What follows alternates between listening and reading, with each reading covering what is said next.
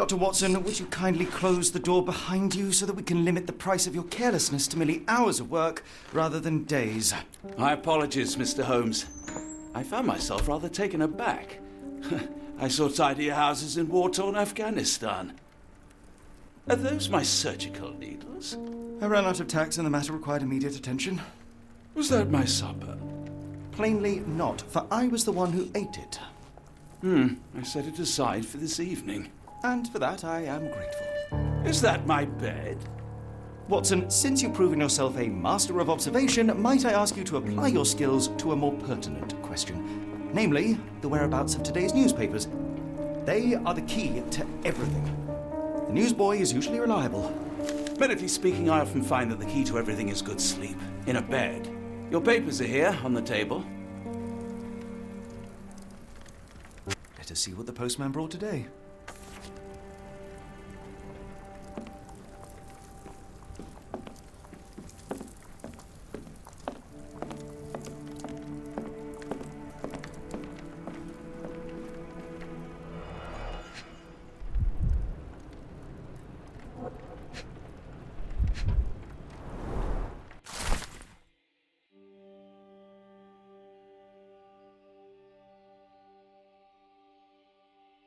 Local gossip, all of it uninteresting.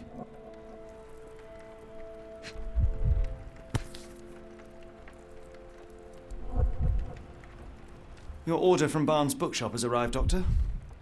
Barnes insists on delivering the books to our door, even though we could easily walk to his shop. That's good service. Another letter from Werner. I never reply, but they keep coming.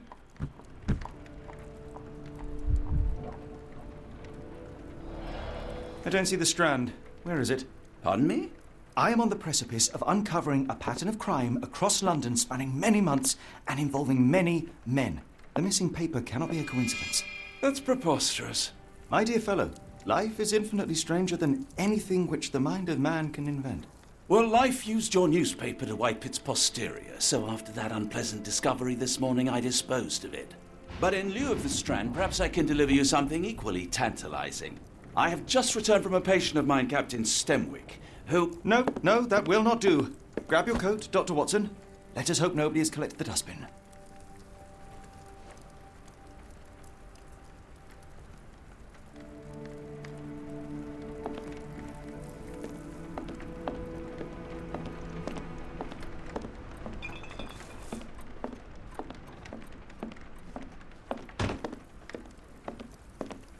The dustbin is yours for the digging, Mr. Holmes.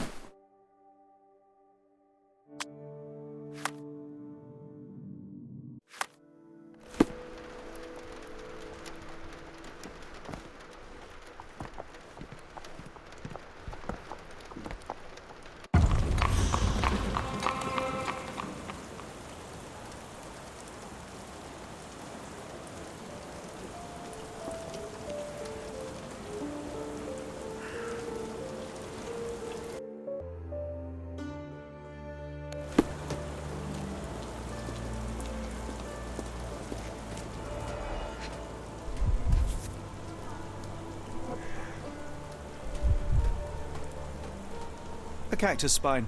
If it gets in your skin, it's awfully tricky to remove, and when laced with poison, the perfect assassination tool.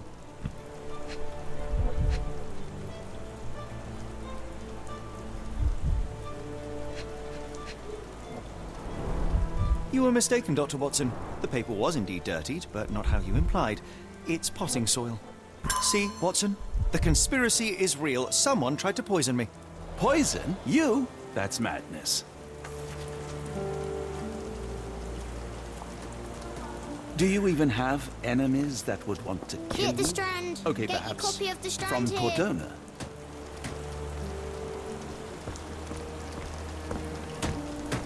Sorry, Mr. Holmes. I just sold my last paper. Blast. Then why are you still here? Boss pays by the hour. No sense in returning early. You're a bright child. I presume you see everything that goes on around here? Nothing gets past me, mister. Then tell me, did you notice anyone suspicious at my door this morning? Like the man with your newspaper? Precisely. What do you know? I know the value of a shilling. Dr. Watson, Cool, now I can take the day off.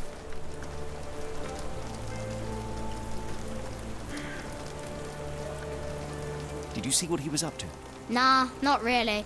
I saw him approaching your house, but I had a customer. Then there's a loud bang. I ducked down. Not because I was scared, because I wasn't. I had to protect the merchandise. And all I could see was him kneeling at your door. Can you describe the man you saw? He was carrying a lot of books. Up to his chin they were. Never heard of a well-read assassin. Looks can deceive. Hence the appeal of disguises. Which way did he go? Not sure. I was distracted by customers. Sorry. All right. You earned your shilling. That'll be all. Thanks, Mr. Holmes. Maybe I could be your eyes and ears, if you have more shillings. Get the Strand! Get your copy of the Strand here!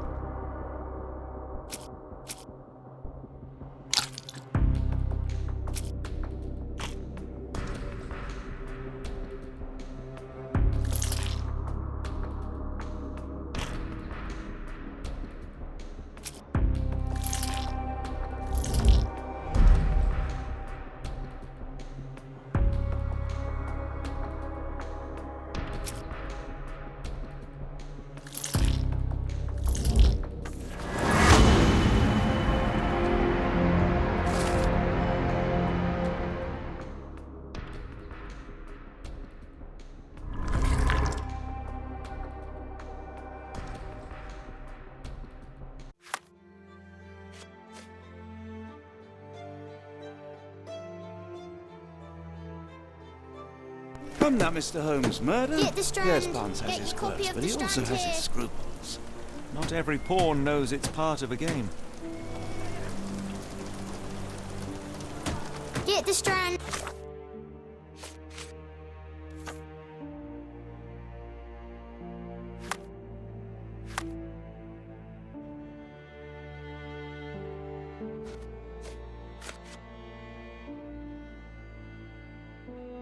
Get your copy of the Strand here!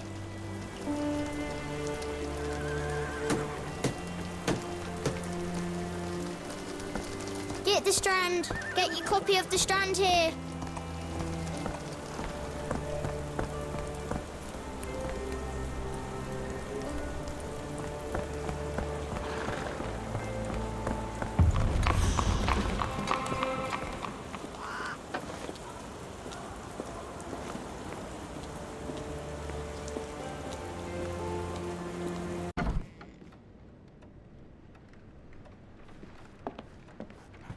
How about that Vogel fellow? He seems rather obsessed with you. Would he do something like this?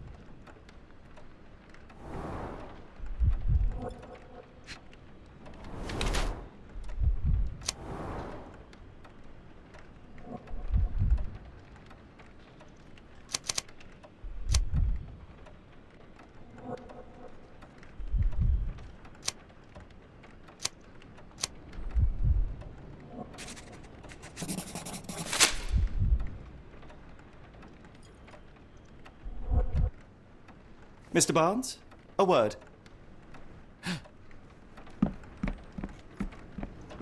Oh, for goodness sake.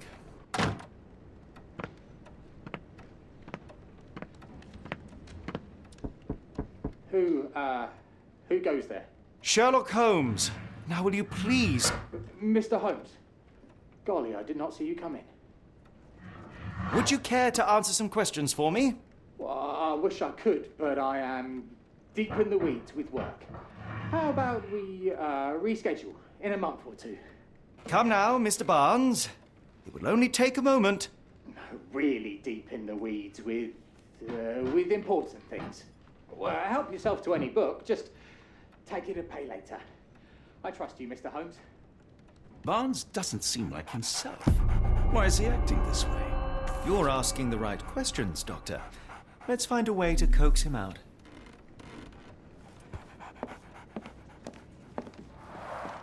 The ladder is broken, recently, judging by the freshness of the wood.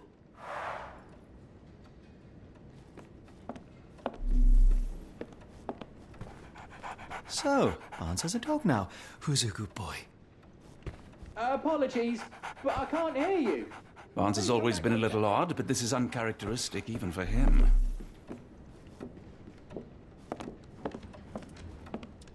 I could hardly imagine anything more macabre.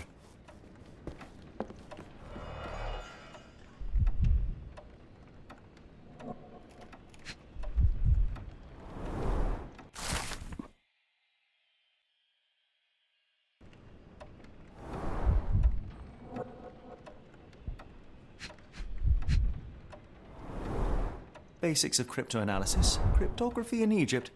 It appears Barnes has an interesting hobby.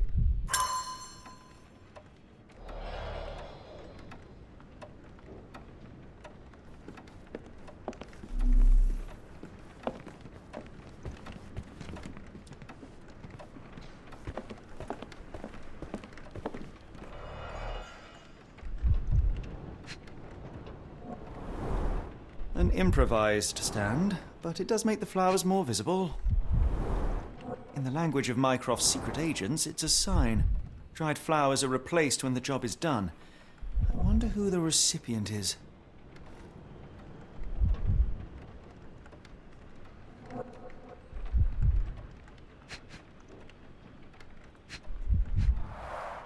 The finest view London has to offer.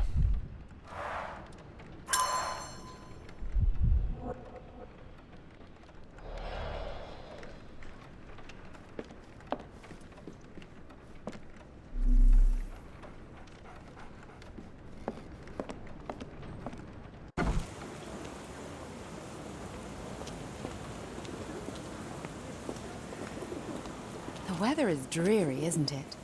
To be fair, my flowers could use the rainfall.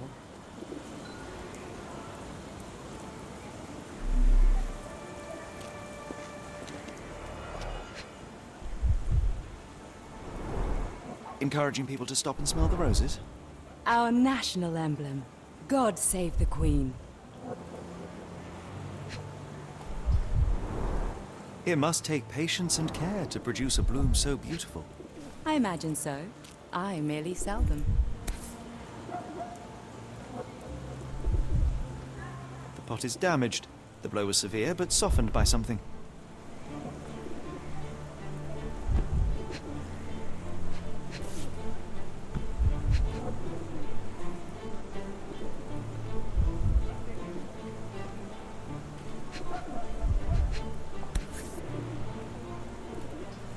Familiar spine. Is this what I found in my dustbin?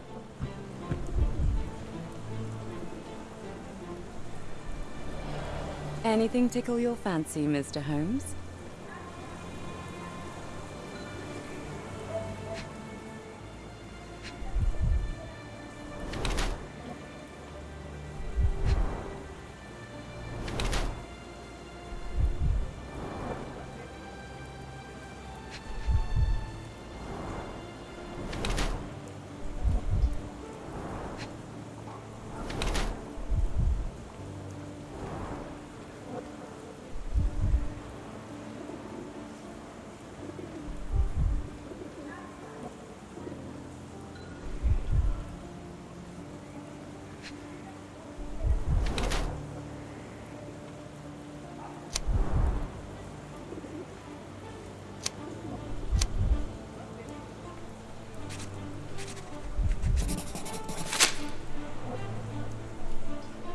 Mrs. Flemming, you look particularly lovely today.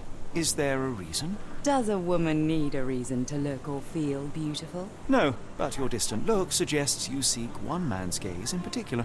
Who told you that? Nobody. Merely a keen eye and some simple deduction. Well, I'll kindly ask you to keep your keen eye to yourself, Mr. Holmes. I'll be off.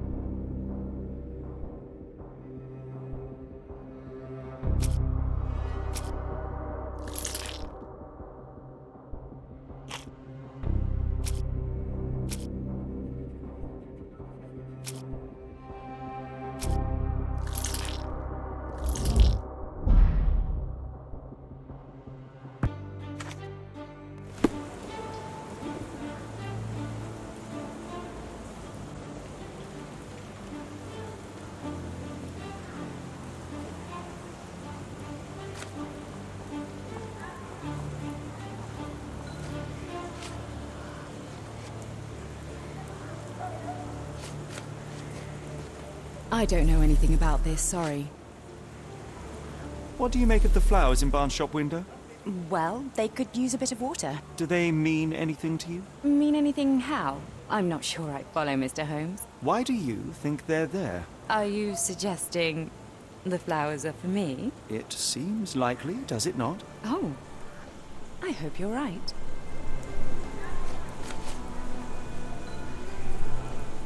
Are you familiar with Mr. Barnes? Yes. No, not really.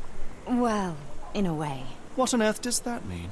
I know who he is, of course, but we haven't shared much more than a look. A look? Yes. Each morning I go for a walk in the park with my dog, and most days I spot Mr. Barnes there with his new puppy, so we see each other. Actually, we once met briefly while our dogs played. He was quiet and seemed unsteady as he approached, but since then, we've never spoken. I often see him staring through the shop window. Sometimes I wonder what he thinks about that would etch such longing onto his face. I'm afraid I can't help with that, Mr. Holmes.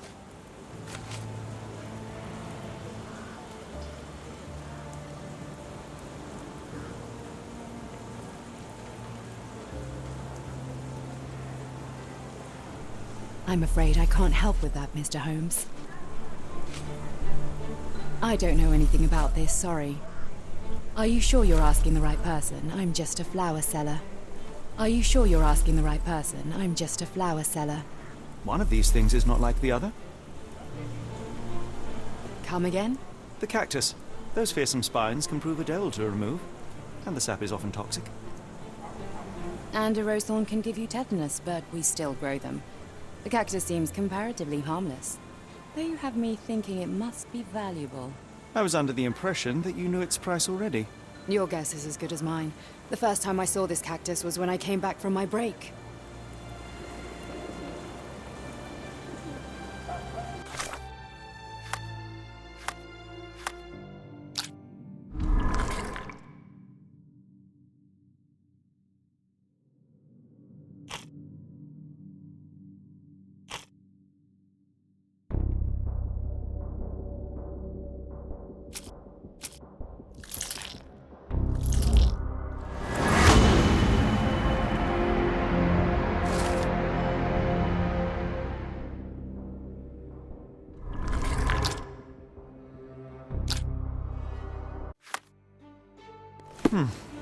I think perhaps I have been chasing shadows.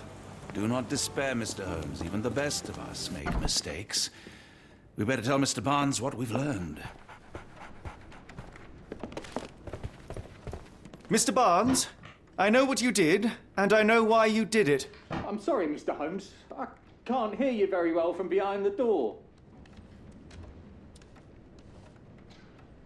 I couldn't read this morning's edition of The Strand because it was covered in soil and spines. I know you dropped a cactus on it and then fled. You ordered a cactus from the plant catalogue and then left it for Mrs. Flemming as a gift. You place flowers in the window to get her attention and wear high heels to appear taller and more desirable. You are her secret admirer. Barnes, it's Dr. Watson. Rest assured we are not interested in disclosing your personal affairs to anyone, including Mrs. Flemming. Please come out. All right, then.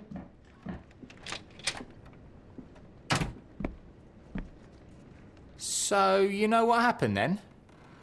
I was on my way back from the post office, having picked up the cactus and some books. It was quite an awkward package, heavy too, and when I got to your door, I dropped the cactus in your paper. Forgive me. I needed that paper to prove a theory and prevent a crime. Your actions were rather disruptive. Your clumsiness carrying the post is matched only by the clumsiness of your romantic gesture. Oh, it's true. I am useless with this sort of thing. I'm not even sure if Mrs. Flemming noticed. As in most things in life, truth is the answer. Cease with the abstruse signals and anonymous gifts, and simply talk to the woman. What is the worst that can happen? She rejects you, and you are freed from this endless purgatory. Yes, you are correct, of course. I do have a slight tendency to overthink things. Thank you. So, at last, we return to the matter of the paper. I'm investigating a string of burglaries. Did you perhaps read of any before the edition was spoiled? I don't recall, but you're welcome to read our copy for yourself. You had an issue of The Strand here all along? Well, naturally. I am a bookseller. I have a subscription to every magazine and newspaper in London. So you ought to be familiar with the concept of burying the lead. Oh no, my apologies, Mr. Holmes. I'll make it up to you however I can. I am an expert on obscure languages and translation and. Yes, okay. Just give me the paper.